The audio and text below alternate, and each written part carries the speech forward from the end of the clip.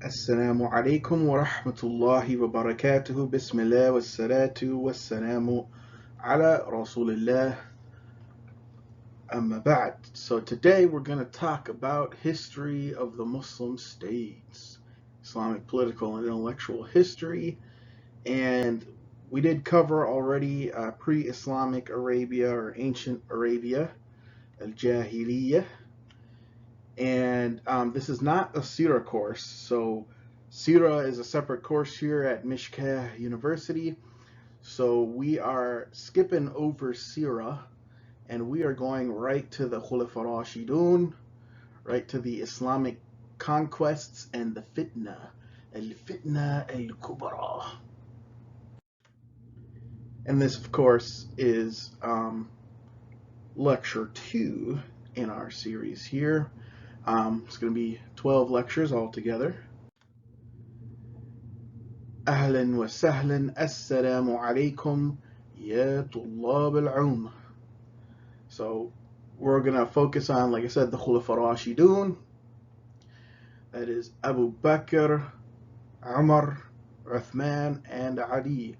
رضي الله تعالى عنهم جميعا.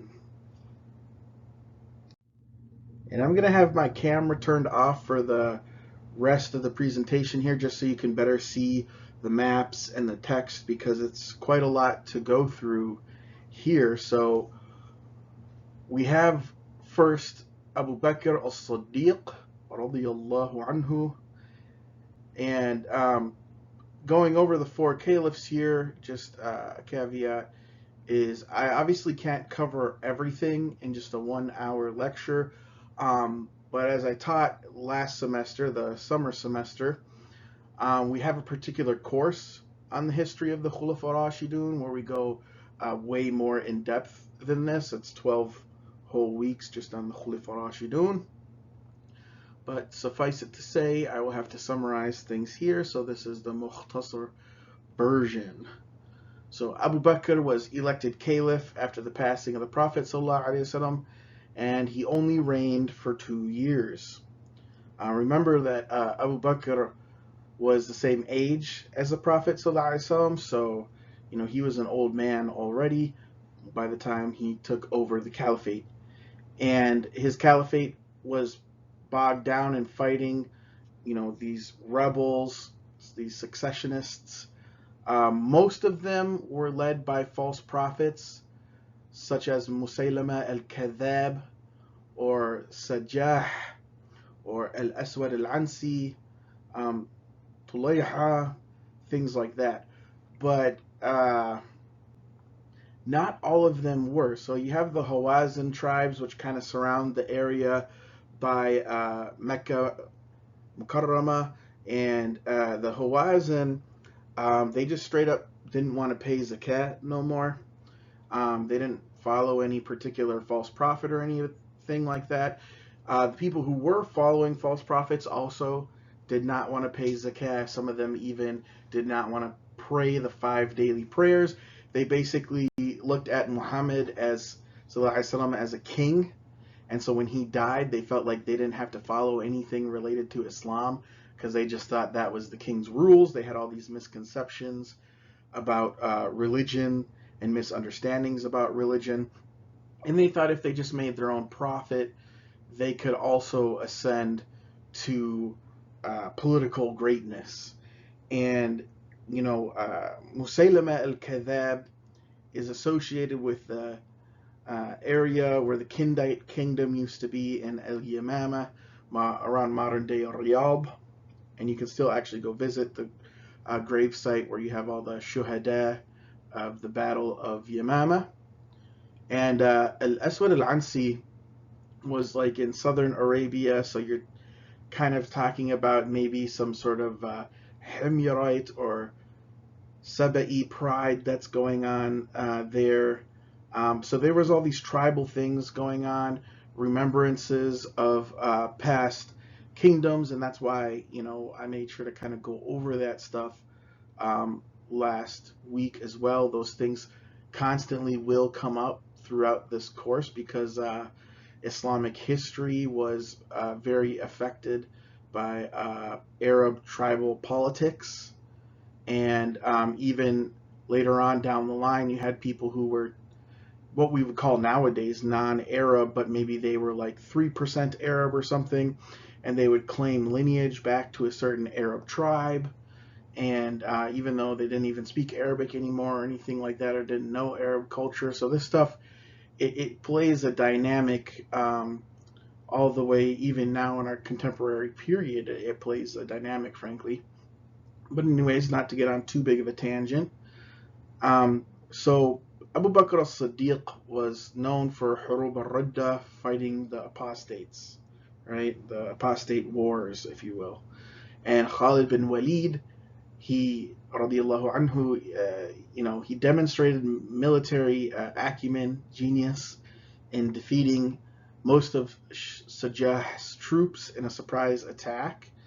And then you had like Zayd bin al-Khattab radiallahu anhu, as well as others participate in the battle of El Yamama to kill Musaylama al-Kadhab.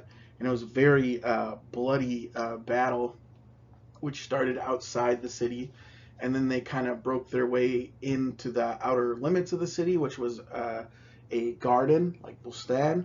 And most of the battle took place in this sort of garden, this open area with, looks very much like a paradise with all this greenery. And a garden's supposed to literally remind you of paradise on earth. It's supposed to be like a metaphor. And they had this big bloodbath on top of it. So it was like a desecration of paradise on earth. It's very symbolic. And it was actually Wahshi. Wahshi, who had killed Hamza, who I'm named after, radiyallahu anhuma. And Wahshi, had converted to Islam, and he threw his spear at Musaylama al-Kadhab, which cut open his stomach, basically, and all his innards came out, and that's that for him.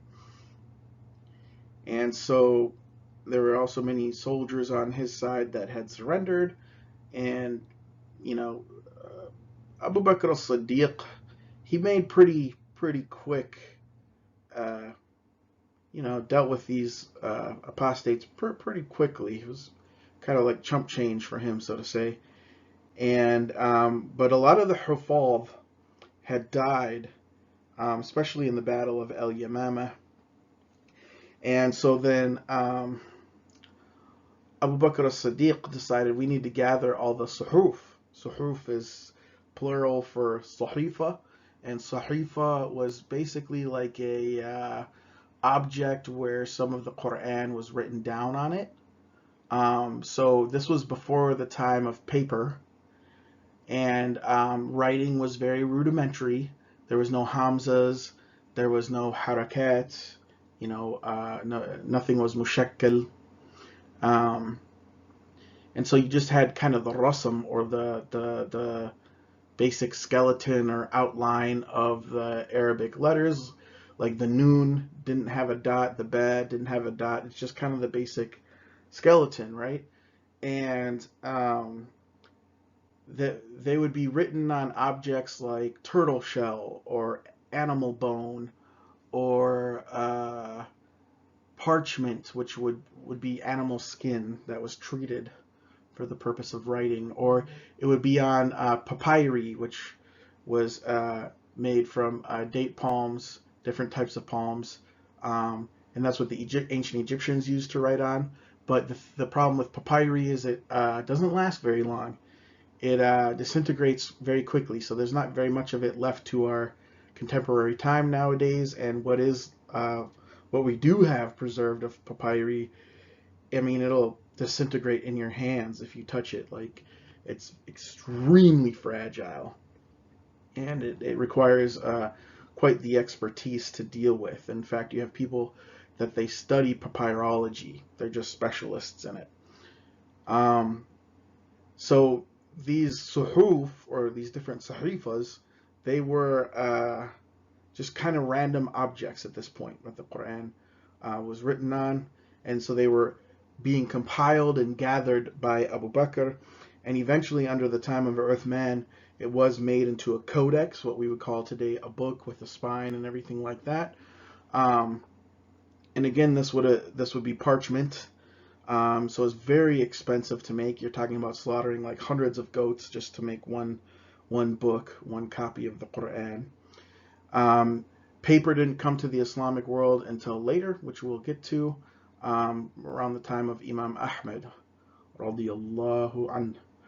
Uh, so Imam Ahmed, and I say that not because he's a companion, but just because, Allah be pleased with him, right?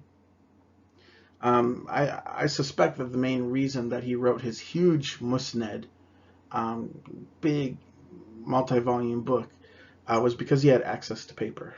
Allahu a'lam bis-sawab, but that's my guess as a historian. And then, as we know, Abu Bakr passed away in 634 Gregorian. And according to Aisha, radiallahu anha, Abu Bakr had a fever for about 15 days and then died at the age of 63, radiallahu anhu. And, there's this narration here. Some of the companions entered upon him, and one said to him, "What will you say to your Lord when he asks you about your appointing Umar as Khalifa over us? When you have seen his toughness?" Abu Bakr said, "By Allah, you are trying to frighten me?" I will say, "Ya Allah, I have appointed as Khalifa over them the best of your people. Convey from me what I said to those behind you." And then he called Uthman and said, "Write in the name of Allah, the Merciful, the Compassionate. This is the testament of Abu Bakr at the end of his time in the world, as he was leaving it, and at the beginning of his time in the Akhirah, as he was entering it. Where the disbeliever will believe, the wicked will be certain, and the liar will tell the truth. I have appointed after me as Khalifa over you Umar bin al-Khattab, so listen to him and obey him."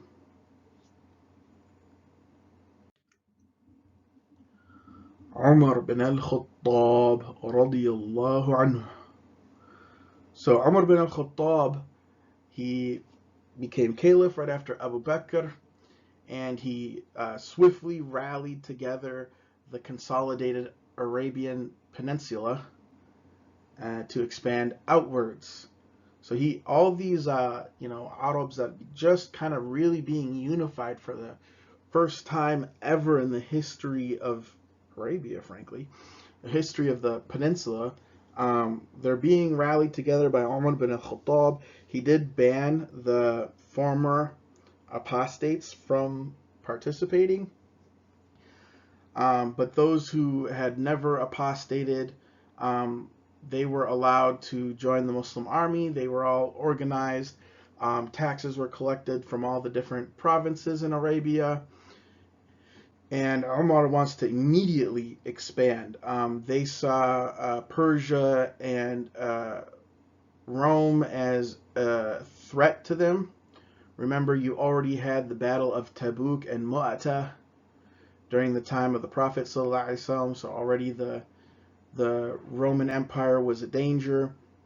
If you remember from Sirah, the Persians had sent even people to arrest the Prophet Muhammad ﷺ, and they had possession of Yemen until it was literally taken by Abu Bakr al-Siddiq.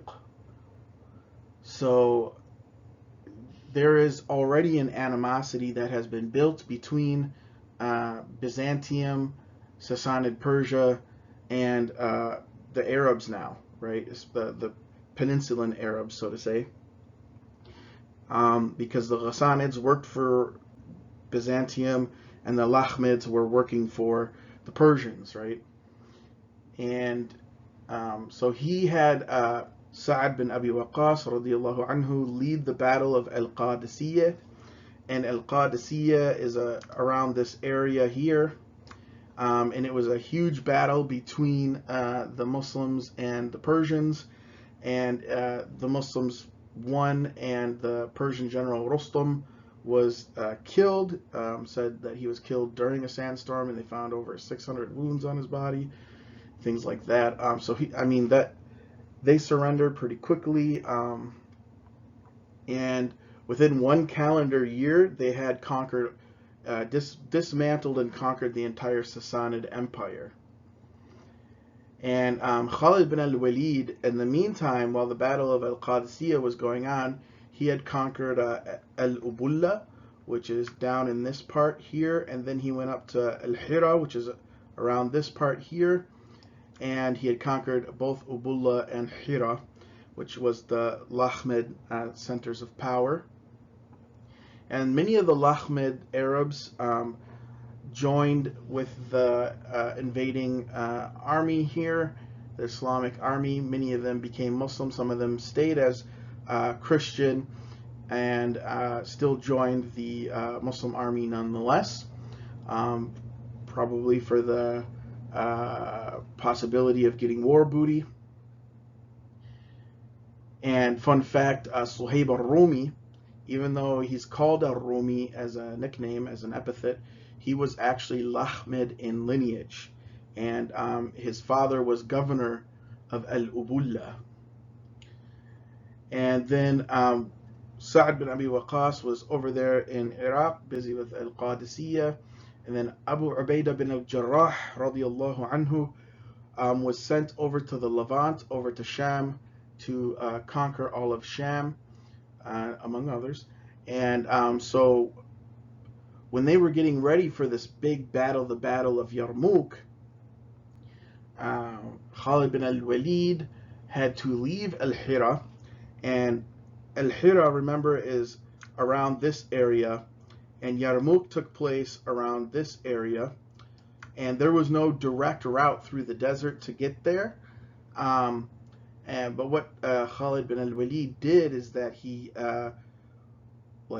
filled his camels, made them drink lots and lots and lots and lots and lots and lots of water through tricking them. I think he had them eat salt or something like that, and made them just fill and engorge themselves with water. And then as they moved along the desert, they would get the camels to regurgitate the water, and they would drink it in order to keep moving along the desert. And they would slaughter some camels for food so that they could swiftly move across the barren desert, what's known now as like the Anbar province in Iraq and things like that. Very, very harsh area. It can get very hot at nighttime, and it can even get below freezing at nighttime. Very hot during the daytime and very cold during the nighttime. Excuse me.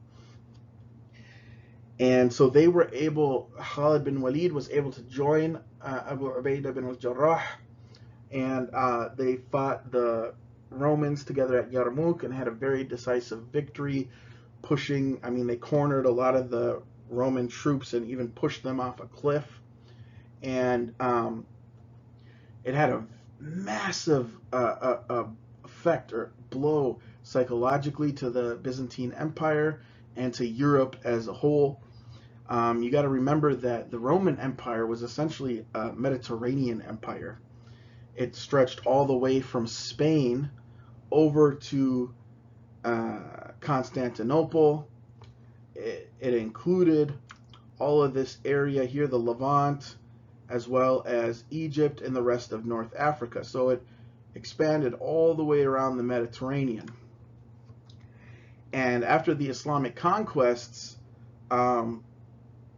they had lost territory. They pretty much had everything behind Constantinople, but they lost all of North Africa, eventually Spain, and so literally their empire was cut in half.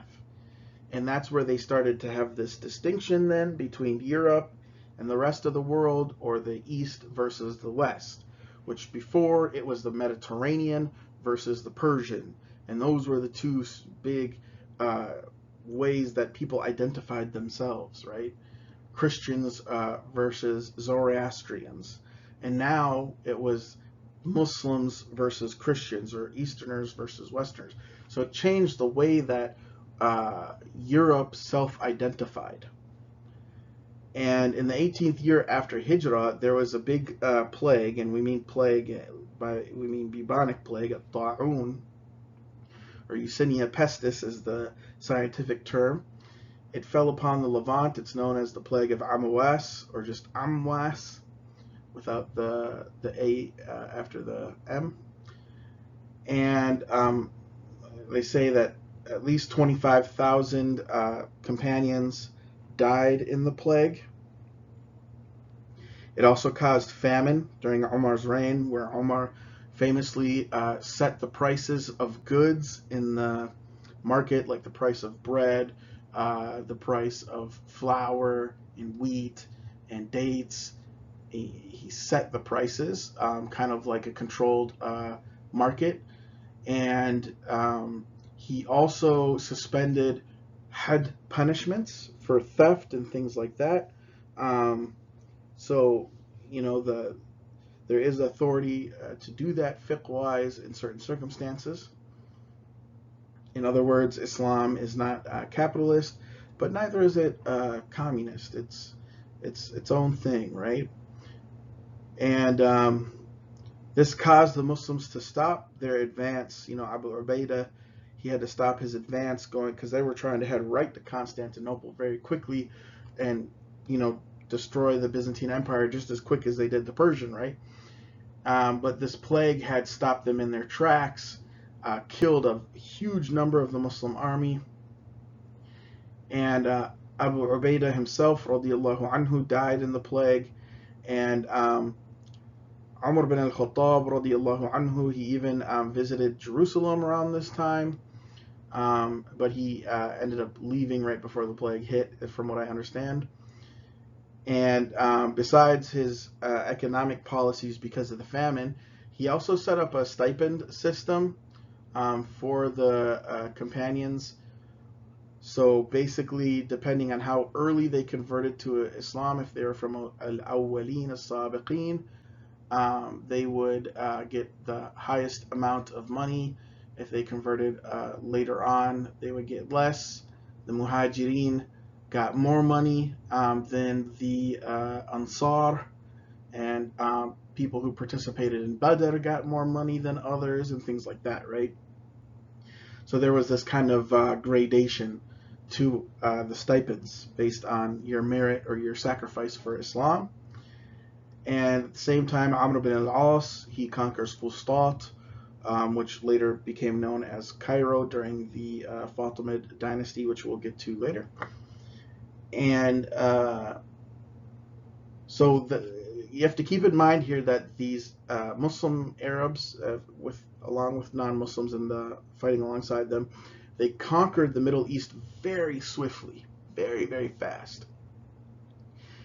And most of the people that they were ruling over were not even Arabs. They didn't speak Arabic. Even in the Levant and in Iraq, those areas were not Arabic speaking. That's important to keep in mind. There were Arabs there, like the Lahmids and the Ghassanids and things like that, but the majority population actually spoke Syriac. And in Egypt, the population spoke Coptic, right? And of course, they spoke Persian in Persia, and they spoke Greek in the Byzantine Empire. And so, I mean, you have to keep in mind that they're ruling over a population. They suddenly conquered and ruled over a population that is not Arab and does not speak or understand Arabic. And then Abu Lu'lu'ah, who was a Zoroastrian Mawla, he fatally stabbed Umar bin al-Khattab during the Fajr prayer as revenge for conquering Persia, presumably. And Umar did not choose a successor, and he forbade his son, Abdullah bin Umar, from being a caliph because he didn't want the caliphate to be based on lineage or genealogy. He commanded that a shura be convened. So it's kind of like a type of democracy, right, where you have different leaders of the community coming together to make a decision. And Uthman bin Affan, as we know, was the one who was elected, radiyallahu anhu, by the shura. And he immediately changed Omar's diwan policy, and that was the policy that set the stipends for the Sahaba, to favor his own clan within Quraysh, known as Banu Umayyah, who later, created the Umayyad dynasty. And he wanted to give all the Sahaba kind of more of an equal stipend, rather than having a gradation of stipends based on their merits. Um, and so that made a lot of people upset, because people who were getting more of a stipend for having sacrificed a lot for Islam all of a sudden were getting a lot less. And then Banu Umayyah started getting a lot more money than they had before, which looked suspicious in the eyes of the people. And Uthman primarily appointed people from his own clan of Banu Umayyah as various regional governors, so it looked despotic. And sometimes he had to remove senior companions from their governorships and replace them with his own relatives. And Marwan was his right-hand man, his kind of main advisor. And some say that he was the real person in power behind Uthman's shyness and passivity. But that is certainly up to debate. That is not a historical fact. That is just what some people have reported in the Islamic history books like Tarikh al-Tabari and others. And you had a group of protesters during the time of Uthman, and this here is Uthman's grave in Medina. You had these protesters that had all problems with, the fact that Uthman had changed the economic policy. He reversed all of Umar's policies, and then he had appointed people from his own clan as governors, and a lot of times it didn't seem like they were that qualified. And so people were protesting. Some of them eventually would become the Khawarij or Shi'at Ali. But anyways, they traveled to Medina in three large groups, one from Basra, one from Kufa, and one from Egypt. And they coalesced outside of Medina into one big group, and they were led by a man named Malik al-Ashtar. And their main demands, wanted to change economic policy and, do something about these governors who were being oppressive to the people, either remove them or, reprimand them somehow. Something has to be done. And Uthman was more than willing to meet their demands and negotiate and talk and discuss. And for instance, he took down one of his relatives as being governor of Egypt and reinstated Amr ibn al-As. But there was, extremists amongst this group of protesters who, would not be placated no matter what Uthman said. And this extreme contingent of the protesters climbed up the walls, by Uthman's house, and they snuck inside. And while Uthman was reading the Quran, they killed him. They struck him right in the face and the head with a sword, and he instantly died as a shaheed around the age of 77 or 80 years old in 656 Gregorian. And they also injured Uthman's wife, Na'ilah, and they cut off 3 of her fingers in this sort of scuffle, or however you want to characterize it. And they were about to decapitate Uthman's corpse, but then Na'ilah, she radiyallahu anha, she didn't have good eyesight, but she threw herself over Uthman's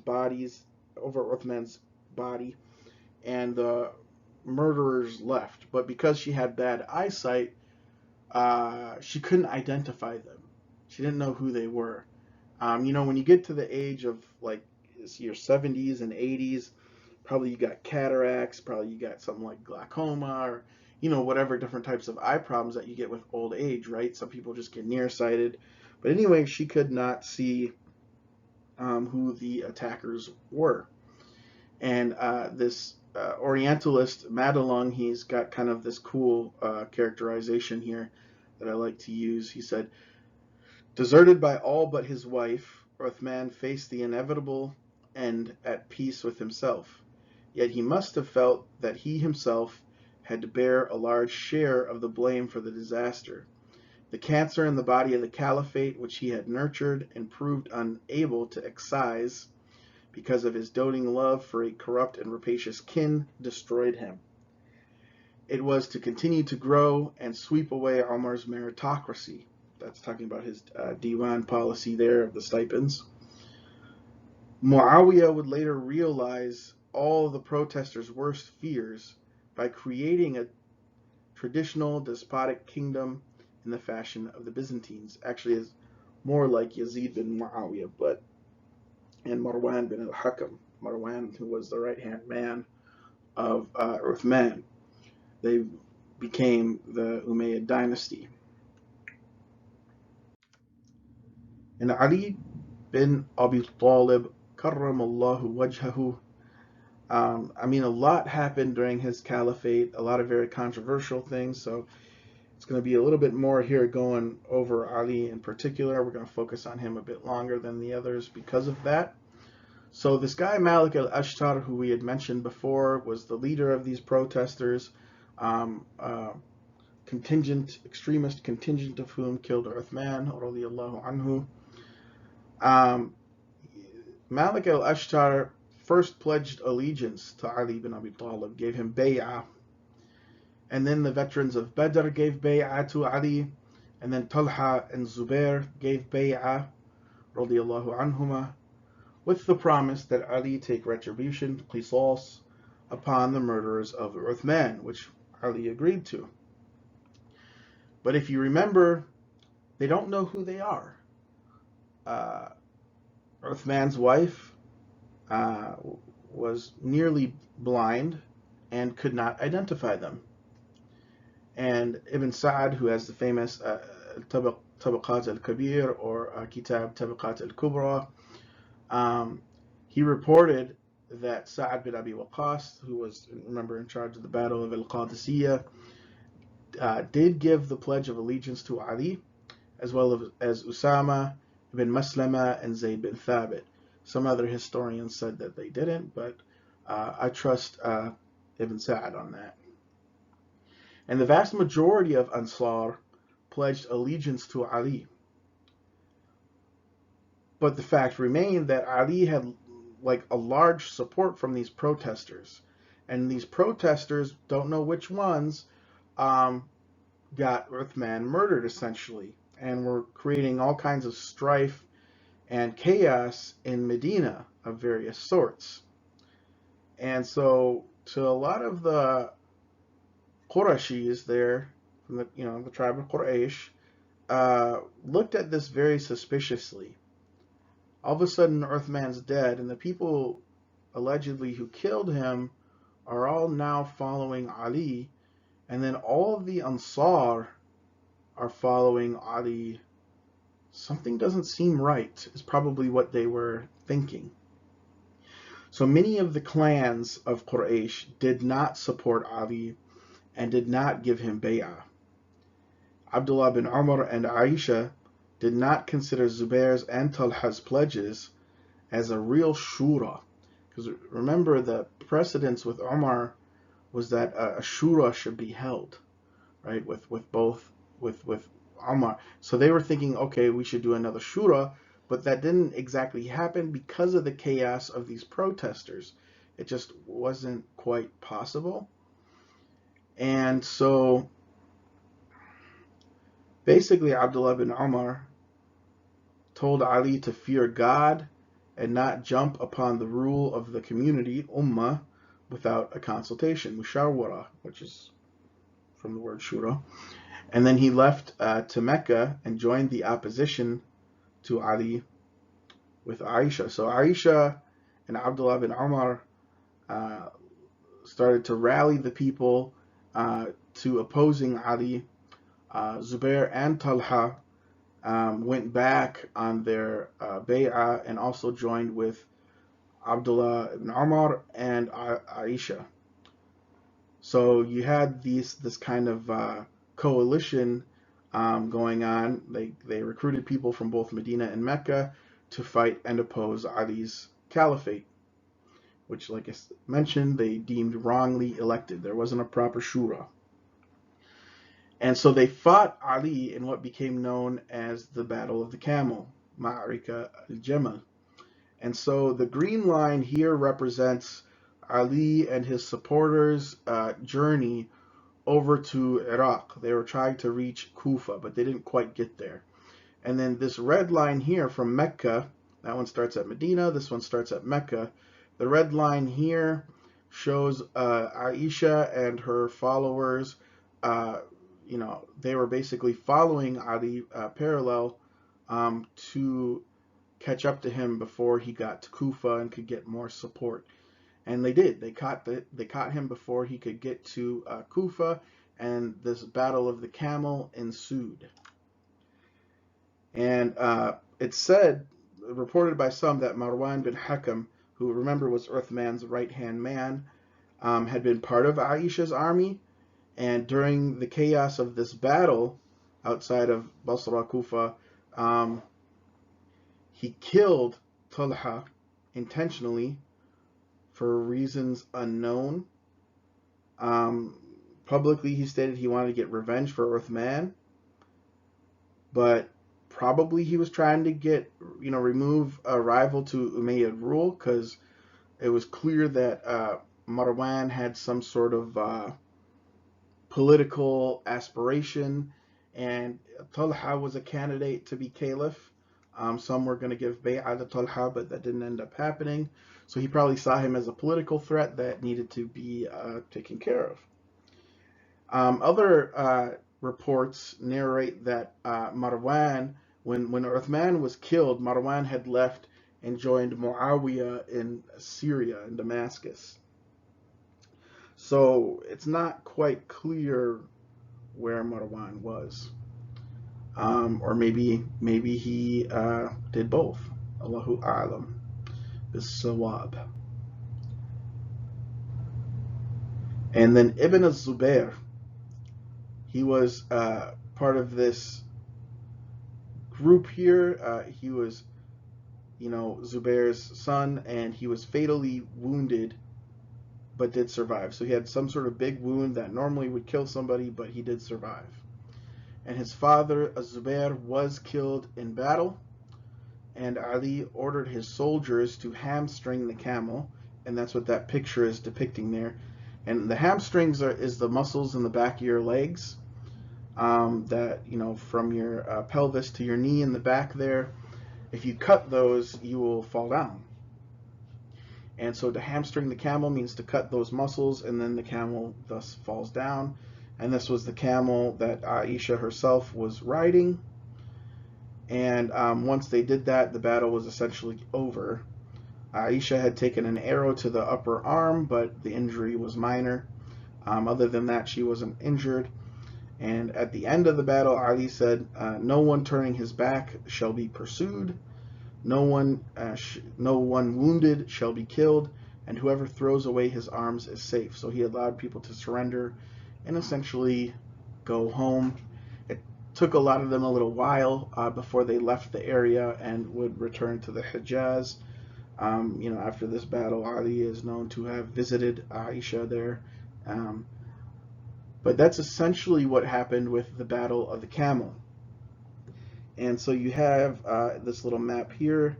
It shows the Battle of the Camel is happening down here.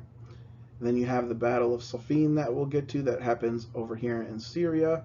And then there's the Battle of Nahrawan, which happens over here, which we will get to as well. So after the Battle of the Camel, you had what was known as the Battle of Safin, or Ma'arika Safin, and it was known as the most bloody and difficult battle during the time of the rightly guided caliphs. It was estimated that 100,000 Muslims died in this battle. And the Orientalist Madelung says, fighting Muslim opponents in regular battle was a new experience in Islam. Ali could have treated his opponents on Abu Bakr's precedent as apostates and infidels, and thus applied the common rules of warfare to them. However, Ali was not a man of that character and did not want to openly excommunicate his opponents. The Prophet ﷺ said, when a man calls his brother an unbeliever, it returns at least to one of them. Either the accused is as claimed, or the charge will return against the accuser. And that's in Bukhari. And so essentially, Muawiyah was going to fight Ali because Muawiyah thought that Ali was not investigating Uthman's death properly, and that Ali was harboring the murderers of Uthman. That was his claim, anyways. Some others, you see narrations in Tabari and other places that just say that basically Muawiyah, radiallahu anhu, just had political aspirations and really was not concerned about the qisas from the murder of Uthman. So you kind of have conflicting reports on that. But anyways, he felt the need to fight Ali for whatever reason we don't know, but we assume the best about the companions, all of them. And after sending multiple letters to one another, Muawiyah and Ali could not come to any resolution, right? And Muawiyah was trying to claim himself as caliph even before this battle happened. But his claim to the caliphate was very weak because he was a taliq. He converted after the conquest of Mecca. That's what that means, taliq. And so his merit was way below people like Ali and many of the other Sahaba, way below the Sabiqeen al-Awwaleen and Muhajirin and Ansar, all of that. He was lower than that in merit because of his very late conversion. And you got to remember, he was the son, Muawiyah bin Abi Sufyan. He was the son of Sufyan, who was the big major opponent of the Prophet Muhammad. He was the big oligarch, fighting the Muslims the entire time. And so Muawiyah was fighting the Muslims the entire time until the treaty, after the Treaty of Hudaybiyah, it's thought that he converted, or after even the conquest of Mecca, that he converted. So he's a late convert, right? And he would not even be allowed to be on a shura to elect a caliph, let alone claim to be caliph. So this was an issue that was going on with Muawiyah, right? But he was allegedly using this rhetoric of getting revenge for Uthman in order to rally his troops. He put Uthman's bloodied shirt at the mosque in Damascus in order to get people, angry and upset and wanting to join his army. But like I said, Muawiyah and Ali could not come to a resolution between one another, and so battle just became inevitable. And they personally led their armies to the area of Safin, just outside modern-day Raqqa, and the grave of Ammar bin Yasser is located there. And Ali's army arrived there. When his army arrived there, Muawiyah's soldiers blocked their access to water, the Euphrates River, which was considered a major ethical violation even during times of war.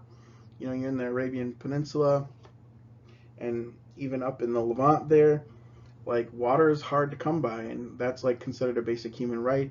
It's not something you would stop troops from getting necessarily, but it was a tactic used in warfare. And basically this caused the army of Ali to fight their way through the army of Muawiyah just to get water to drink. And so their thirst and fervor actually drove them to fight harder.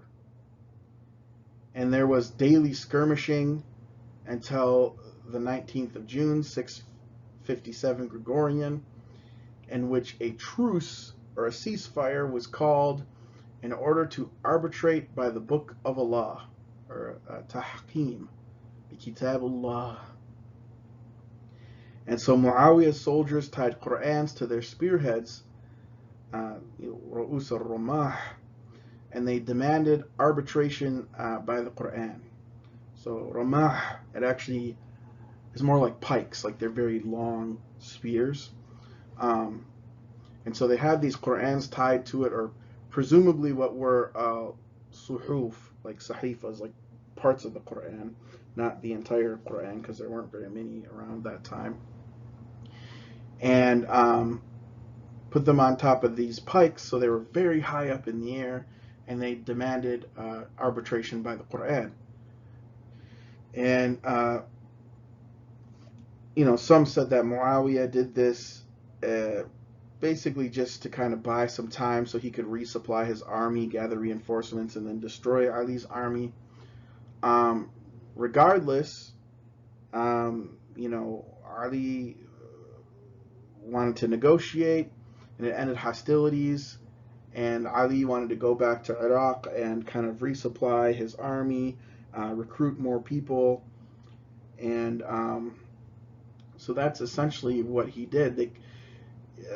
Ali's army was pretty much about to win, and the truce was really called from Muawiyah's side. So essentially it was a victory for Ali, but not, it looked like they were kind of surrendering, but not quite. They had a trick up their sleeve, so to say. And then because they were arbitrating and negotiating, a group of soldiers under Ali's army declared Ali and his followers and the Syrians following Muawiyah to be kuffar, disbelievers, and they said you can't, arbitrate like that, and you can only arbitrate by the book of Allah, which they were trying to do, right? And they elected Abdullah bin Wahab al-Rasibi as their caliph, and they settled in this valley called Nahrawan, where they declared the blood of such kuffar to be illicit, which of course is not actually allowed in Islam. And there were more negotiations between Ali and Muawiyah, but they just didn't really go anywhere. Ali denounced the arbitrators as going against the Quran, and so Ali was trying to recruit new soldiers, and he had recruited quite a lot of people from Kufa and Basra and those different areas there. And he had asked the Kharijites to join him, but they refused unless Ali acknowledged his disbelief and repented.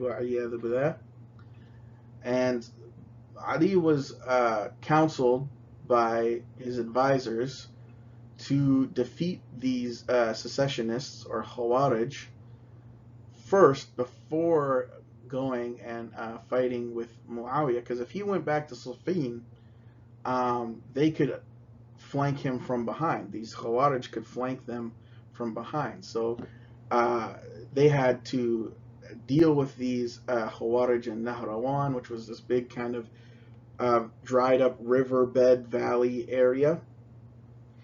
And